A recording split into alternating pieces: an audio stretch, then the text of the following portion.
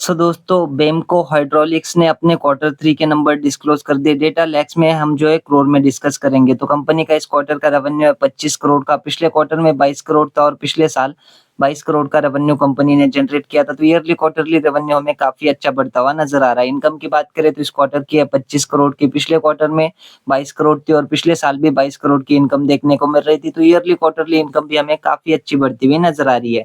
खर्चों की बात करें तो इस क्वार्टर के 20 करोड़ के, पिछले क्वार्टर में 17 करोड़ थे और पिछले साल 17 करोड़ के खर्चे कंपनी ने किए थे। तो ईयरली क्वार्टरली रेवेन्यू बढ़ा है तो खर्चे भी हमें बढ़ते हुए नजर आ रहे हैं।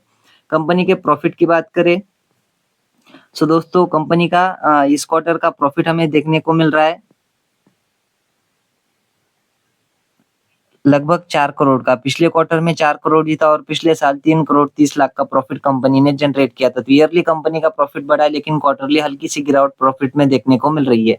ईपीएस की बात करें तो इस क्वार्टर का 91 पैसे का, पिछले क्वार्टर में सेम 91% था, सॉरी 91 पैसे था और पिछले साल 15 रुपए 9 पैसे का ईपीएस कंपनी ने जनरेट किया था। तो ईयरली ईपीएस में गिरावट है, क्वार्टरली बेसिस पे ईपीएस हमें फ्लैट देखने को मिल रहा है। तो ईयरली बेसिस पे ईपीएस गिरने के पीछे की वजह अगर आप देखोगे तो शेयर की क्वांटिटी हमें ईयर ऑन ईयर बेसिस पे बढ़ती हुई नजर आई है, इस वजह से ईपीएस गिरता हुआ नजर आया। दोस्तों ओवरऑल नंबर्स की बात करें तो थोड़े से वीक ही नंबर हमें देखने को मिल रहे हैं।